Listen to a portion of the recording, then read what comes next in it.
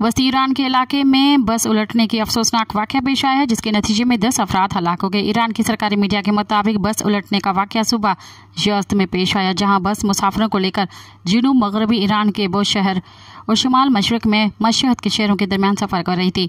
Media reports में मुसाफिरों की कुल तादाद जाहिर किए बगैर बताया गया है कि हादसे के नतीजे में 10 अफराद हलाक और 41 के करीब अफराद जख्मी हुए हैं।